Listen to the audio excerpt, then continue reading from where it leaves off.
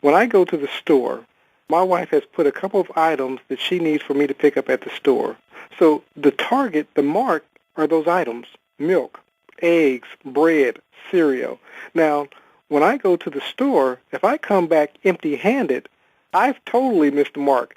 They call that evil, when you totally missed the target. So now I brought a few items. I got the milk and I got the bread. Okay, I just kind of missed the mark. So now I'm in sin. But when I get all four of those items, then I've hit the bullseye. Then I'm manifesting the life that I desire. What I want to do is make that word practical to you, because, see, it's an old archery term. It's not as we've done it with religion and made it so evil and so bad. It just means you're off track. Get on track is what we're saying to you. Would you agree? Just off track. I find myself there every now and then. Absolutely. Really, come on. This is like jumping off a fast-moving train.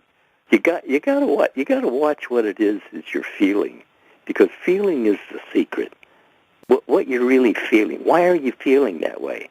And if you really really get into it, what you'll find is that it's just stuff you're making up, because you're always thinking ahead of your evidence.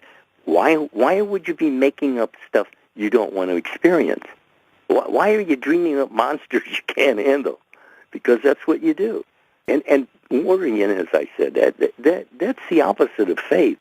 And actually, you are faithful to many things, thousands of things you're faithful to. You're faithful to get up in the morning because it's going to be morning.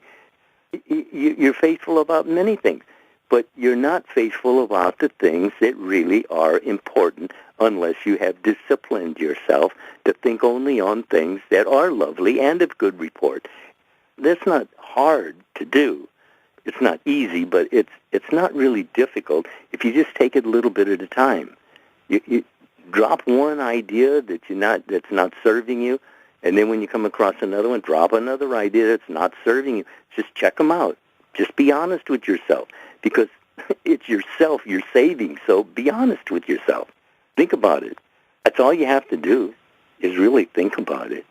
Take the time. Invest the time. You're investing in yourself, and that's what we're all needed to do, is to invest in ourselves, to examine ourselves, to know what self is thinking, because what it's thinking is what you're experiencing. Got it?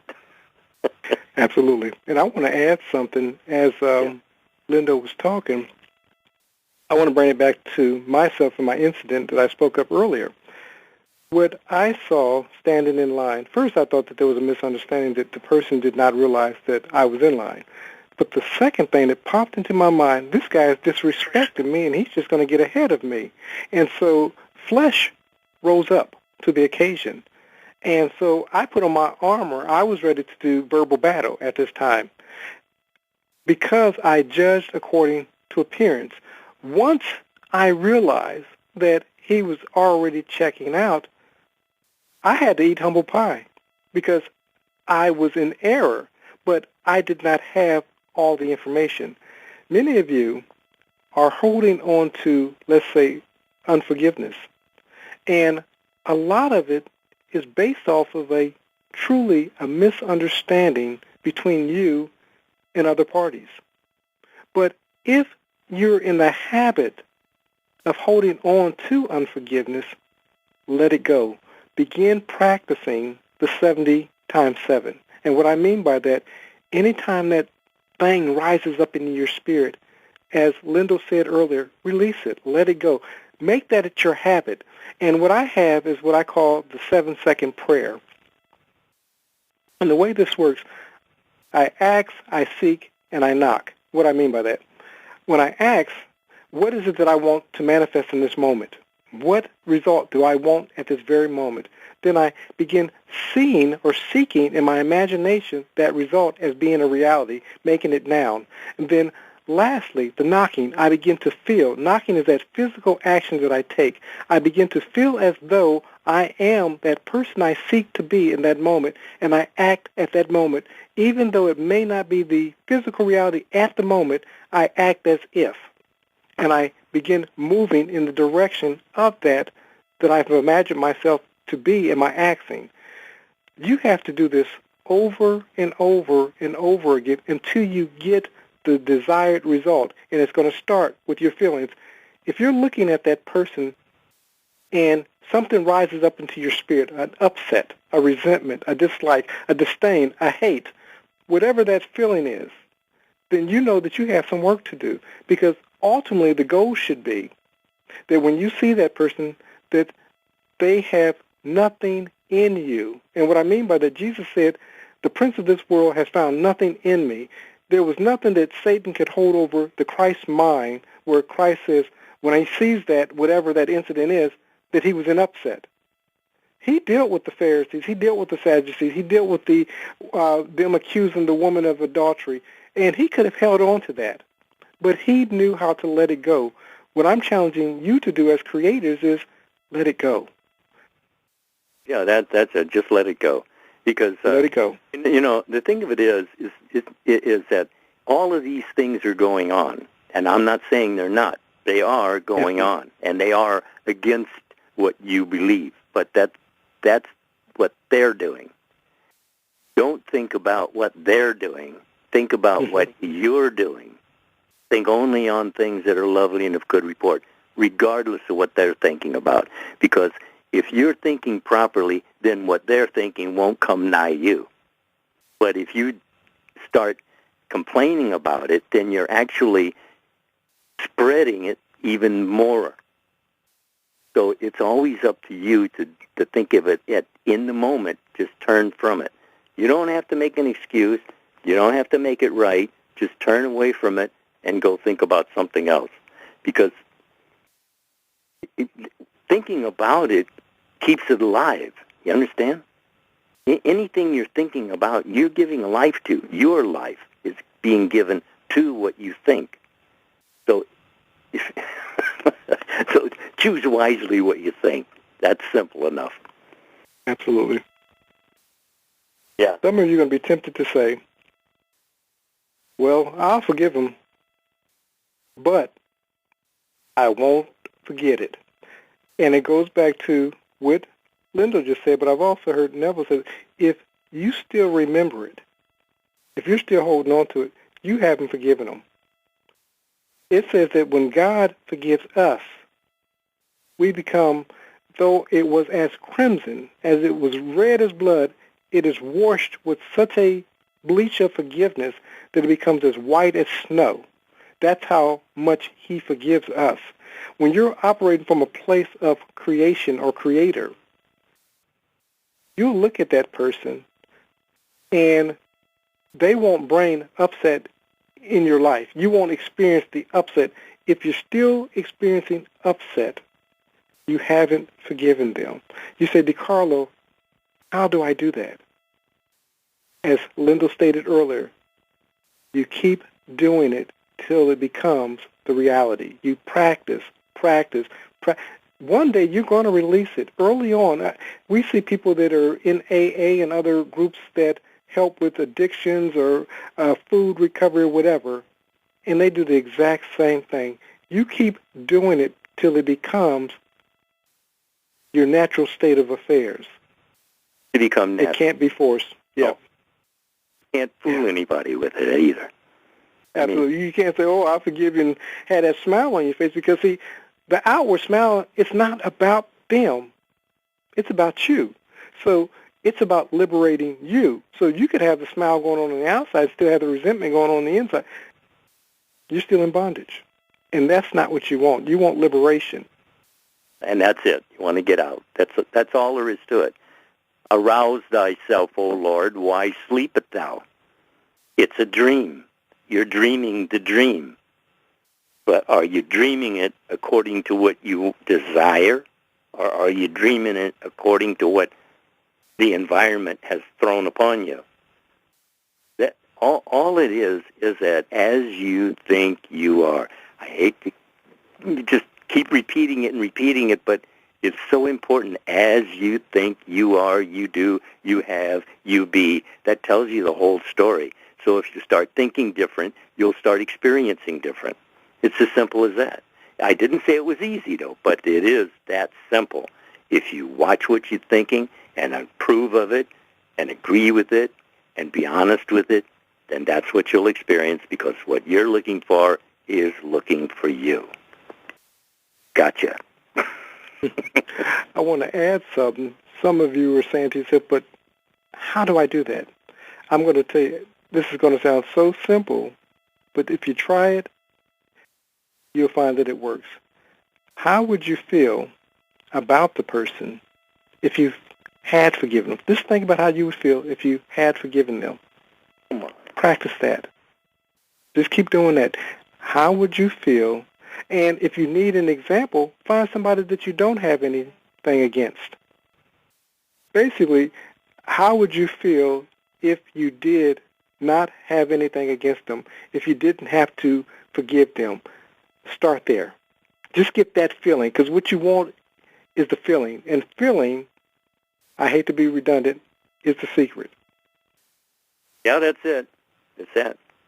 As you think, you feel, you draw to you what you're thinking about, more and more information about what you're thinking about. And if it's a negative, then you're drawing more and more negatives to you. If it's a positive, then you're getting positive ideas. Just watch what you're thinking, because it is leading you along this life of experiencing. As you think, you are, you do, you have, you be. It's that simple. If you keep it simple, you'll remember it. That's all there is to it. Just remember that you're doing it or not doing it. It takes a decision. So decide to do it and you'll be all right. You think? Absolutely. And again, Jesus gave us the formula: ask, seek, and knock. The door's open. That's right. That's right. It's open. The portal awaits. He says, I'm waiting. Where are you? He's already said, you show up, I'll be there. Where are you? Come and talk to me. Why wouldn't you do so when you're invited so? From God, you're invited to come, speak, talk to me. Why don't they do it? I mean, really. It's a mystery. Yeah. And you know what? One of the things, like I said, I think it's a beautiful opportunity. With of course the tools and other people that are speaking, similar messages and so forth. And if we say Jesus, whatever your faith is, you know what you ascribe to. But what I do know is when people compare all the different faiths out there, what we find is that we're more alike than we are different. And the truth of the matter is, no matter what you may call the divine being, the eternal being, that being is who he is, who she is. It doesn't change. We just call it, the confusion is on us. God knows who he is. God knows who she is, whatever you call that spiritual being. But it's energy. It's spirit. And God is spirit. So no matter what you call that entity you call God, meet forgiveness there. Meet it there, because what I do know, no matter what your faith is, there's a tool in there for forgiveness, for your personal liberation. Start there. Religion has become man's greatest stumbling block. That's it. They led you in the wrong direction for many, many years. It's as within, so without. There's nothing out there at all that can help you. If you don't get help from within, there is no help from without. So you have to believe in what you're doing. Even if you're going to the doctor, you have to believe in what he's doing. And if you do, good, you've helped. Because all of it is there for you to use positively, but you can use it negatively. That's the decision-making process. And I know that becomes very difficult for some people to make a decision. But you have to practice it with little things first. And you get in the attitude, you get in that confidence of succeeding with little things, and then you just go on down the line and keep as you think you are. That's it. Start appreciating yourself, and then you'll appreciate life more. That's the way you do it. Think so? I think so. And I like what you said earlier about this is not a struggle. It's like when Jesus was speaking to Nicodemus, he says, you must be born again. Anytime you have a new thought, a new revelation, there's a new birth taking place. And no matter what your faith is, what you're doing is actually being born into that new concept. You can forgive. You can be forgiven. But the goal ultimately should be you doing your part, no matter what the other person does, as Lindell stated earlier. If you've done your part, then you have to release it, and you move on. But don't be held in bondage to someone else, and don't make it a struggle. Do it, release it. Do it, release it. Let it go. You're done with that. Move on. Say next. And as we're closing, we're on about an hour and 3 minutes here, so anything in closing that you want to say? I was standing on a corner. Lady pulled up, window rolled down. She says, can you tell me where the Senior Citizen Center is? And I told her, you go 2 blocks down here, you turn to your left, and as you go up, you pass the library, and the Senior Citizen is the next stop. Did they go there? I don't know. Did they? See, the point is that wasn't my business. She asked me a question. I answered the question. It's over. I don't know if she went to Senior Citizen Center or not, but it doesn't matter. That's not my problem. That's her. That's what she wanted. See, we can't allow ourselves to follow up on things that really are not our business in the first place, but things that are just dribble. I mean, just floating around. You have to focus your thinking if you want to live a good life. You have to focus. That's it. As you think, you are. If you want different, think different. It's as simple as that. Well, it's been nice talking to you. I think it's really been nice being able to get a chance to say what I said, and I said it. Well, in saying that, I know from this particular talk here that a lot of people are going to benefit from what's been said. So I also appreciate sharing with you and having this moment of breaking spiritual bread with you. So thank you. Yeah. Yes. I do appreciate having a chance to do this because it gives me hearing it again. Every time I give it, I get it back again. That's great, isn't it? Yes, absolutely. I agree. Okay. All right, sir. Been a pleasure. We'll talk later. Thank you. Bye-bye. Take care, sir. Bye-bye.